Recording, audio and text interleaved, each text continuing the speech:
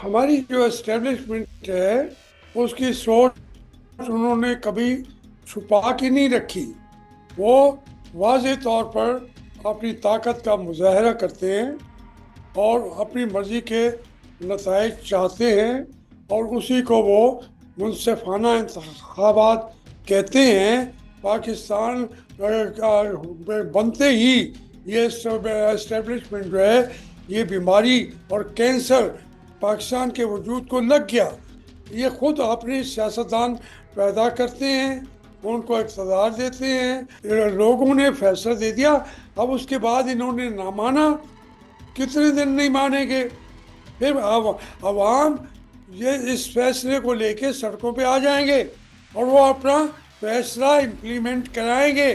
किसी ने पूछा या खान से, उसका नाम भी आपने अभी कभी कभी सुनते होंगे। मुल्क को क्या मिला, अवाम को क्या मिला? पाकिस्तान टूट गया और आज हम एक एक दरवाजे पर कर्ज मांगते हैं। पाकिस्तान को कोई पूछता नहीं है।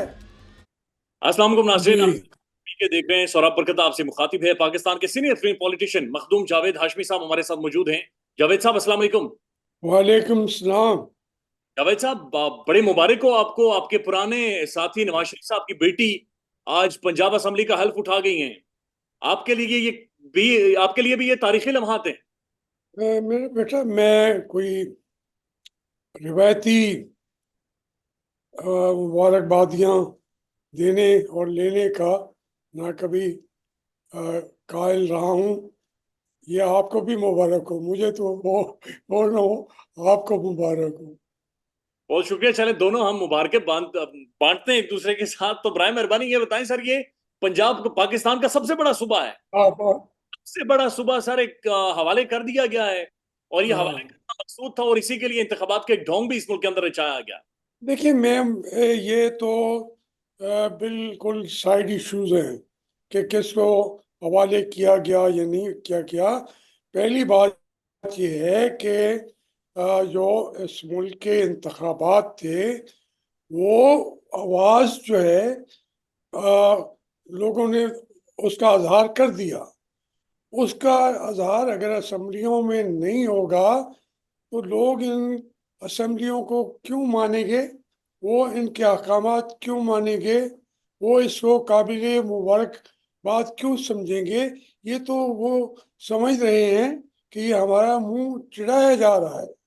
वो शदीद गुस्से में है और गुस्सा भी है उनको।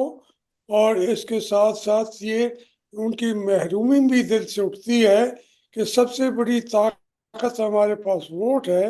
अगर वो भी हम दे के आए और उसके नतज बदल दिए जाएं तो इन इंतखाबात के बाद तो फिर हमारे पास तो कोई ताकत नहीं है। इसका मतलब ये है कि हम इस मुल्क में किसी और तरीके से चलाए जाएंगे। कोई इसके लिए वोट जो है वो तो बेस ही नहीं होगी। तो इसलिए ये इंतखाबात एक ढोंग है, पूरी तरह वो समझते हैं। इसलिए इनकी तफासिल जब आप मुझसे पूछेंगे कि क्या होगी, किस असेंबली में क्या हो रहा है, वो तो जो जो मजबूरियां हैं इमरान खान साहब की भी कोई या हिकमत अमली होगी उनकी।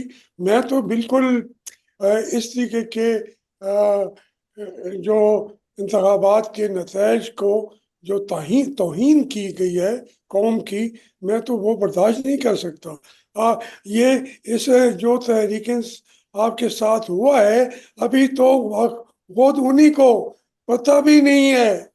मैं बैठ कर मैं देख रहा हूँ किस तरीके के लोगों को उन्होंने और किस तरीके से, किस अंदाज से उन्होंने ये इंतखाबात में हिस्सा लिया है। और जो सुप्रीम कोर्ट है, उसने कौम की जो सोच थी, फिक्र थी, उसको मुनकसिम करके और पूरी कौम का ताना बाना बिख, तो वो इसलिए ये कहना मुझे जैसे आदमी को ये बात पूछेंगे तो आप मेरे जख्मों पे मरहम नहीं रख रहे, मेरे जख्मों पे एक और आप एक मर्च डाल रहे हैं। क्योंकि ये मुल्क में इंतखाबात बेटा नहीं हुए, ये तबाहकुन जो है मुल्क के लिए साबित होंगे। खुदा करे कि मेरे अंदाजे सारे गलत हों। हो सकता है कि मैं बहुत एक्सट्रीम तरीके से चीज़ों को पढ़ रहा हूँ, लेकिन जो मेरा तजर्बा है 60-65 साल का, वो यही कहता है कि इसके इस तरीके के नतज लाने वाले वो मुल्कों को संभाल नहीं सके, वो मुल्क फिर रेजा रेजा हो गए। आप सिर्फ अकेले बात नहीं कर रहे सर, सारे बात कर रहे हैं। शायद खाकान अब्बासी भी इसी तरह की गुफ्तगू कर रहे हैं, बल्कि खाकान अब्बासी साहब तो ये कह रहे हैं कि आज से 60 साल पहले फातिमा जिन्ना के पास फॉर्म 45 था और अयूब खान के साथ फॉर्म 47 था। उस वक्त भी यही ड्रामा किया गया था और फातिमा जिन्ना को भी गद्दार डिक्लेयर करके वो मामला यानी उस टाइम से चलाए जा रहे हैं मुल्क के अंदर। भाई मैं तो शायद खाकान साहब तो उनको उन्होंने पढ़ा होगा हिस्ट्री में। मैं तो जो उस वक्त मादरी मिल्लत थी उनकी कैंपेन चलाई थी स्कूल में। मैंने अपने कोर्ट पे लालटीन का जो उनका सिंबल था वो लगाया था। वो तो उनको सिंबल तो दे दिया, अब तो वो दौर चला गया। वो जिसको में फिर उनको गद्दार करार दे दिया गया। तो इसलिए ये वाकयाती तौर पर चीजें हमारे सामने गुजरी हैं, हमने आंखों से देखा, उसमें हिस्सा लिया। हमारे जो आबा अजदाद थे वो लेके खड़े थे फूल अयूब खान का। अब मैं तफसील में नहीं जाना चाहता अयूब खान को, अब मैं क्या कहूँ और मोहतरमा फातिमा जहाँ को क्या कहूँ। तो लेकिन हमने मुल्क को तकसीम करते करते फिर मशरकी पाकिस्तान तो साथ न रहा ना। जब मादर मिल्लत के साथ ये किया गया तो मुल्क तो एक जगह ना रहा। नहीं सर, आज नून लीग भी ये बातचीत कर रही है, जावेद लतीफ साहब बाकायदा से ये बात कर रहे हैं कि जबरदस्ती हमें हुकूमत दी गई है। सर मैं आपसे ये समझना चाह रहा हूं कि ज़ाहिर है ये जो कुछ हुआ है उसके जो बारे में बातचीत की जा रही है, पाकिस्तान के एस्टेब्लिशमेंट के बारे में बातचीत की जा रही है, एस्टेब्लिशमेंट की सोच क्या है इस वक्त? हमारी जो एस्टेब्लिशमेंट है उसकी सोच उन्होंने कभी छुपा के नहीं रखी। वो वाज़े तौर पर अपनी ताकत का मुजाहरा करते हैं और अपनी मर्जी के नतज चाहते हैं और उसी को वो मुनसिफाना इंतखाबात कहते हैं। और वो उस वक्त की सुप्रीम कोर्ट हैं, उनके इन ख्यालात की तईद में फैसले देती हैं।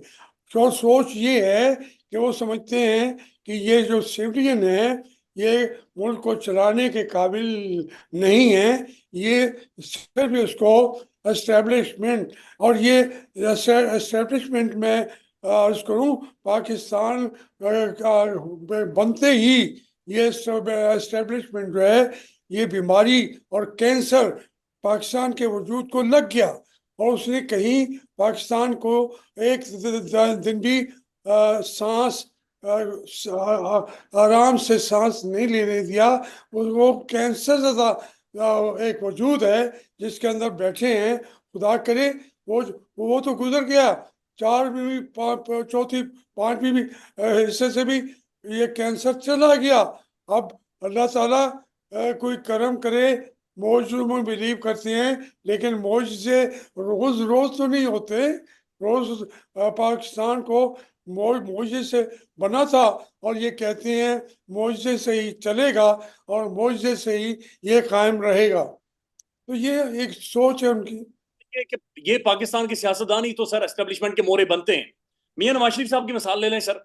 मियां नवाज शरीफ साहब अगेन चौथी दफा भी वजीर आजम बनने की ख्वाहिश में उन्होंने सबसे कंप्रोमाइज पॉलिटिकल स्टांस लिया, बल्कि पाकिस्तानी सियासत को उन्होंने खत्म करवा दिया। जिस तरह से अपनी बेटी को वो सीएम बनवाने जा रहे हैं, सीएम बनवा लिया है और अपने भाई को पीएम बनवा दिया है।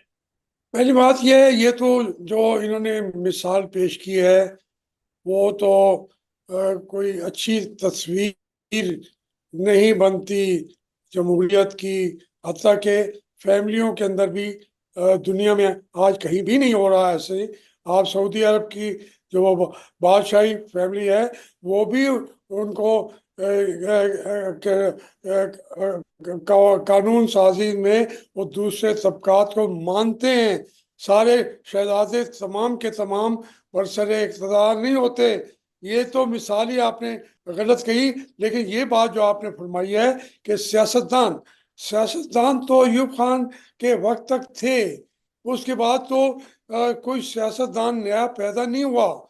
ये खुद अपने सियासतदान पैदा करते हैं, उनको इक़्तिदार देते हैं। भुट्टो साहब को भी इन्होंने पैदा किया था। 10 साल वो अयूब खान के साथ सेक्रेटरी जनरल थे, 10 साल।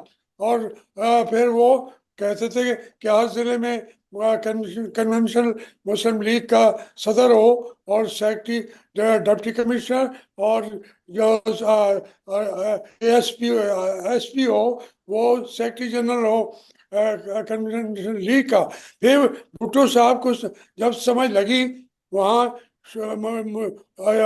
मशरक़ी पाकिस्तान हमसे चला गया, तो फिर उन्होंने जब इक़्तिदार उनको दिया, जब उन्होंने कहा कि मुझे मुल्क चलाने दें, ये टूट चुका है, तो उन्होंने फिर उनको जो कुछ किया आपके सामने है। फिर अपना नवाज शरीफ का आपने मिसाल दी, वो कहाँ से आए सियासतदान? कारोबार करते थे वो, उन्होंने कारोबार से उन्होंने उनको उठाया और बनाया। जब उन्होंने वो आंखें दिखाई, उन्होंने ये उठाते रहते थे, बिठाते रहते थे। तो यही वही यहाँ से उठाया वहाँ पे बिठाया, यहाँ से बिठाया वहाँ पे उठाया। इसी तरीके से वो उन्होंने अपना काम दिखा दिया। उन पार्टियों ने, वो सियासतदान नहीं बने, वो कारोबारी थे, कारोबारी हैं। जरदारी साहब भी कारोबारी थे, कारोबारी हैं। और कौन कौन सा लीडर जो है पैदा किया हो या पैदा हुआ हो, जो पैदा होता है उसका तो गला वो काट देते हैं। वो अगर थोड़ा सा निकलने लगे तो फिर सियासतदान एक दूसरे का गला काट देते हैं। इससे ये कोई सियासतदान नहीं है। ये इनसे आप कहते हैं कि आपके इलाज का यही दरमा है, अगर तो ये सियासतदान तो हमारे इलाज का दरमा नहीं बन सकते। फिर क्या बन सकता है? अवाम ने मैंडेट दिया, अवाम ने वोट दिया, अवाम और क्या करे? आप अवामी पल्स जानते हैं, अवामी नब्ज जानते हैं। अब ये आने वाले टाइम में जब फैसले करेंगे, महंगाई करेंगे, लोग कैसे रिएक्ट करेंगे? देखिए, महंगाई करें या ना करें, तो एक चीज का उनको शऊर दिया इमरान खान ने कि आप वो जाके वोट डालें। तो हम जो पुरानी सियासत के लोग हैं, हम समझते थे कि ये इनके वोट को भी खा जाएंगे। लेकिन उन्होंने, और जो वोटों वो कौम ने जिस शऊर का मुजाहरा किया है, जो तवक्को उनको इमरान खान को उनसे थी, उसका मुजाहरा तो कर दिया। आप अंदाजा करें ना, सिंबल तक नहीं है और वोट इसी को दिया है जिसको इमरान खान ने इशारा किया है। कोई पार्टी बगैर सिंबल के पार्टी होती नहीं है, कदम करा दी जा चुकी होती है। तो इसलिए लोगों ने फैसला दे दिया। अब उसके बाद इन्होंने ना माना, कितने दिन नहीं मानेंगे? फिर अवाम ये इस फैसले को लेके सड़कों पे आ जाएंगे और वो अपना फैसला इम्प्लीमेंट कराएंगे। ये स्टेज आ चुकी है। ये मैं एक सियासी वर्कर के तौर पर, जिसकी सारी जिंदगी मैं आपसे अर्ज कर रहा हूँ, अयूब खान की जेलों में भी था, मोहतरमा का भी मैं सपोर्टर था, वोटर तो नहीं था, वो छोटा था वोटर होने से। लेकिन मैं उस वक्त से सीख रहा हूँ, देख रहा हूँ। हर वक्त जब मौका आया है, कौम ने अपना फैसला किया है। हुसैन शहीद सोहरावर्दी को इन्होंने वहाँ फिरोज कानून को उठा के फेंक दिया, अयूब खान आ गया। फिर वो अयूब खान से ईस्ट पाकिस्तान चला गया। याह्या खान जो बैठा था, उसने कहा मेरा हिस्सा दे दो तो पाकिस्तान रहने दूंगा। मुजीब ने कहा भाई तुम सदर भी बन जाओ, मुझे तो कोई इतराज नहीं है। लेकिन वो कहते थे नहीं, अख्तियारात भी मेरे होंगे वरना ये मुल्क नहीं चल रहेगा। न रखा। किसी ने पूछा याह्या खान से, उसका नाम भी आपने अभी कभी कभी सुनते होंगे। फिर अपना जहुर हक साहब आए आए इनको मौके मिले, अमेरिका से इनको बेपनाह इमदादें मिली, अयूब को मिली, याहिया को मिली, उन्होंने फौज के अंदर वो पैसे खा लिए, बांट लिए, बोझ चढ़ता गया है हम पे। और फिर परवेज मुशर्रफ ने भी कर्जों का अंबार लगा दिया। हालांकि वहां पे 9/11 में ये सिर्फ और कुछ नहीं मांगते, ये कहते हैं हमें 10 साल हुकूमत करने दो। वो 10 साल तो की हुकूमत इन्होंने। मुल्क को क्या मिला, अवाम को क्या मिला? पाकिस्तान टूट गया और आज हम एक एक दरवाजे पर कर्ज मांगते हैं, पाकिस्तान को कोई पूछता नहीं है। जावेद हाशमी साहब, सर इसका हल क्या है? क्या इमरान खान को साथ बिठाकर बात की जाए, खान के साथ सुलह की जाए, उसका मैंडेट उसके हवाले किया जाए, सिर्फ यही तरीका है? सुलह की बात नहीं है, सुलह की बात नहीं है। बात यह है कि इनका काम था, अगर थोड़ी सी इन्होंने जमहूरियत की, अगर जीम भी समझी होती मियां नवाज शरीफ ने।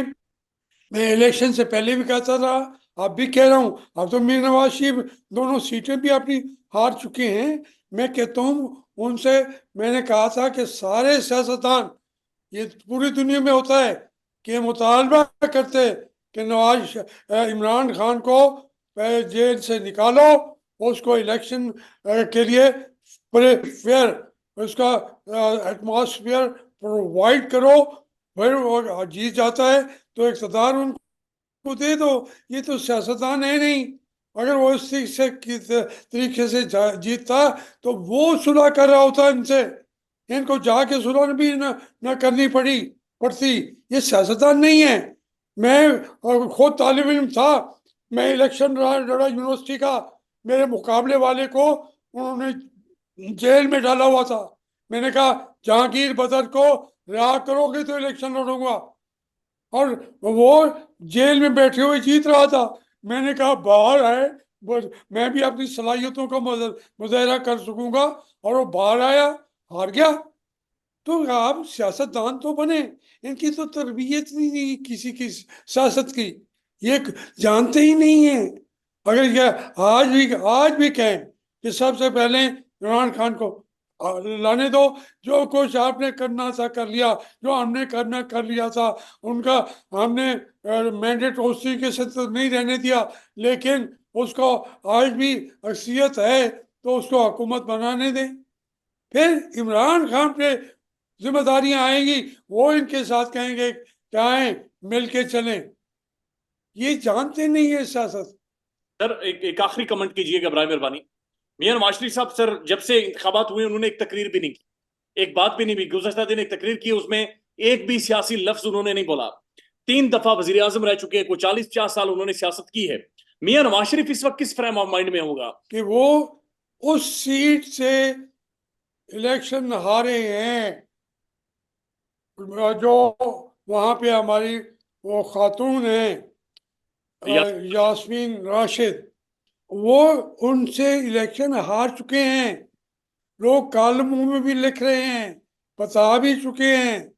और वो पता है, यास्मीन राशिद के जो फादर इन लॉ थे मलिक गुलाम नबी, वो वजीर थे भुट्टो साहब के।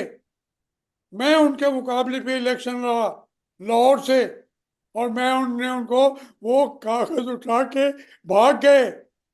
बड़े जय्यत आदमी थे, ताकतवर थे, लाहौर के अंदर उनका सिक्का चलता था।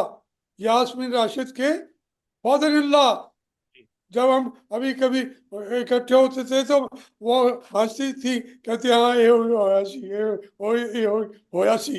वो जिससे उसका फादर इन लॉ हार गया, उसकी बहू बहू बहू से नवाज शरीफ इलेक्शन हार चुके हैं। क्या क्या लेटते होंगे, क्या बैठते होंगे? उनके लिए तो वो उनके जो बेड बेड भी है, वो आग का बेड बन जाता होगा। लेकिन बहुत ये शुक्रिया। उनको सोचना चाहिए था, अब भी सोचना चाहिए। पाकिस्तान में इस वक्त सबसे बड़ा मसला बोलने का है। पाकिस्तान में बोलने नहीं दिया जाता, जुबानें खींच ली जाती हैं, डर है, खौफ है, टेरर है। पाकिस्तान का मीडिया मुकम्मल तौर पर कंट्रोल्ड है, वेल मैनेज्ड है, एक मैसिव सेंसरशिप है। इसी तरह का दबाव पाकिस्तान में सियासत.pk भी फेस कर रहा है। जिसे पाकिस्तान भर में गुज़श्ता कई महीनों से मावरा आइन, मावरा कवानीन मुकम्मल तौर पर बंद कर दिया गया है, मुकम्मल तौर पर बैन कर दिया गया है। सियासत और पीके की नशरियात को लिमिटेड करके पाकिस्तान में छोड़ दिया गया है। तमाम तर कानूनी मुआवजे के ऊपर आवाज उठाई गई, दस्तक दी गई, लेकिन हर तरफ से खामोशी है, सन्नाटा है, कहीं पर कोई सुनवाई नहीं है, कोई सुनने को तैयार नहीं है। लेकिन इसका हल क्या है? क्या खामोश हो जाए? क्या सवाल ना करें? क्या मालूमात आप तक ना पहुंचाएं? क्या इंफॉर्मेशन आप तक ना पहुंचाएं? मालूमात भी पहुंचेगी, इंफॉर्मेशन भी पहुंचेगी, सवालात भी उठेंगे, लेकिन अब आपने रोल प्ले करना है, आपने अपना किरदार अदा करना है। और छोटा सा एक प्रोसीजर है, प्रोसेस है, उसके बाद आप अपना किरदार अदा करें और हमारी मदद करें। पहले आपने यह करना है कि हमारे YouTube चैनल को सब्सक्राइब करना है, उसके बाद ज्वाइन के बटन के ऊपर जाना है, क्लिक करके हमारा मेंबर बनना है। या फिर दूसरा ऑप्शन यह है कि आपने वीडियो की डिस्क्रिप्शन में जाना है, वहां पर पैट्रियन का लिंक मौजूद होगा, उस लिंक के ऊपर क्लिक करें और हमें सपोर्ट करें, हमारा हिस्सा बने, हमारी ताकत बने। ख्याल रखिएगा। अल्लाह हाफिज।